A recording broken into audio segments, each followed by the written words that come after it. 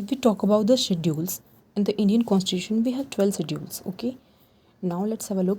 First schedule tells about the names of the state and the UTs. Okay, with their territorial jurisdiction. After that, second schedule tells about the emoluments or allowances of the आपके जो president PMs वगैरह होते हैं सबकी इनकी. Okay, basically if you want to understand in a simple term, that is the salary which parliament provide to the आपका constitutional जो भी आपकी पोस्ट होती हैं उनके मेंबर्स को. Okay, so that it is a basic salary वाला जो भी आपका है जिसको आप अमॉल देते हैं, ये अलाउंसेस कह देते हैं या प्रिविलेज जो भी सुविधाएं मिली हुई हैं उसको हम सेकंड शेड्यूल में रखते हैं. Okay, after that third schedule tells about the forms of oaths और अफर्मेशन. नाउ हुज ओथ्स और अफर्मेशंस, जिनकी अलाउंसेस की बात हमने की है, जितने भी आपके मिनिस्टर्स होते हैं, जितने भी मेंबर्स ऑफ पार्लियामेंट होते हैं, सबकी ओथ के बारे में. Okay, after the fourth tells about the allocations of seats in the Rajya Sabha to the states and the UTs. Rajya Sabha में हर स्टेट और हर यूटी को कितनी मिलेगी वो फोर्थ में बताया गया है. फिफ्थ हमें बताता है administration and control of scheduled areas and scheduled tribes, वहाँ का एडमिनिस्ट्रेशन कैसा चलेगा उसके बारे में बताता है. Now six tells about the other scheduled areas. Okay, other scheduled areas में we included 4 states. First one is our Assam, second is our Meghalaya, third is our Tripura, and the last one, fourth is our Mizoram. Okay, Assam, Meghalaya, Tripura and Mizoram. These are other scheduled areas जिसको आप याद रख सकते हैं या tribal area. Seven schedule tells about the division of power between union and territories. This is basically known as the federal structure of the constitution. Okay, in which we have 3 list, that is union list, state list and the concurrent list. Now your question is, अब मुझे ये बताना इसमें subject कितने होते हैं. Okay, तो basically in the constitution we have 3 list या फिर 3 सब्जेक्टिव लिस्ट. ओके, कौन कौन सी? Union list, state list and the concurrent list. Concurrent list आपकी ऐसी होती है जिस पर आपका स्टेट और आपका यूनियन दोनों का पावर होता है. Now the 8th schedule and the most one is tales about the languages. Okay, after the okay and we have 22 official languages. Okay, now the 9th schedule tells about the acts and regulations of the state legislature. Basically tells about the land reforms and abolition of the zamindari system. Zamindari system जब आपका आया था तो आप मुझे बताएंगे किसके who was the viceroy at that time. okay, जिसने जमींदारी system आपको लॉन्च किया था एंड किस ईयर में आया था.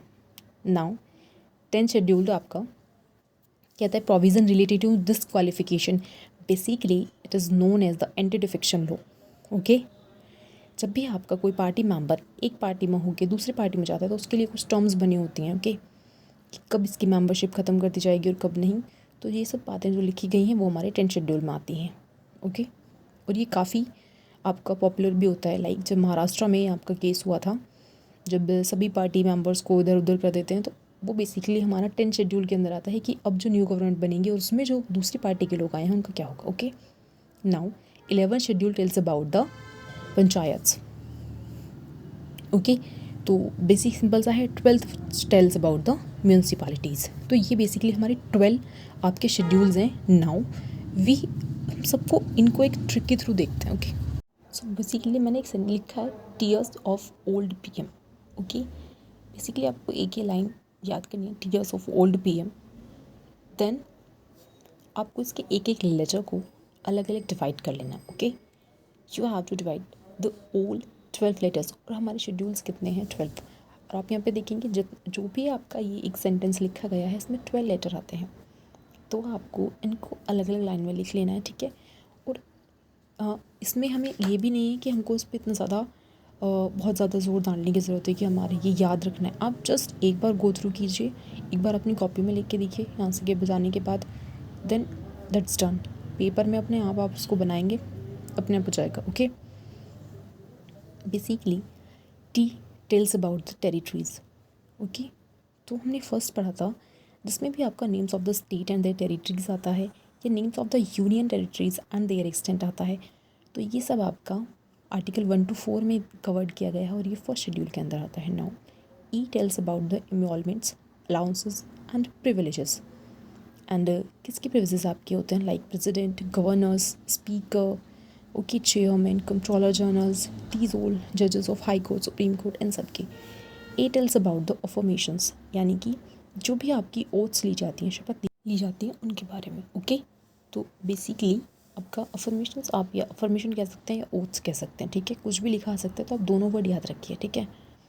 After that are is related with the Rajya Sabha. Rajya Sabha में भी किसके लिए रिलेटेड था? Allocations of seats in Rajya Sabha, यानी कि हर स्टेट और हर यूटीज से आपकी कितनी सीट्स रहेंगी उनके बारे में. Okay, after this we have S. S is related with the scheduled areas and the scheduled tribes. Okay, what is covered in this? Basically, for the scheduled areas or the tribes in our constitution we have some special provision. Okay, so these all provision are in the scheduled up 5 and article 244 में. Okay, after this we have O letter. Now O is basically related with the other scheduled areas or tribes. Other schedule में मैंने आपको बताया था we have 4 states.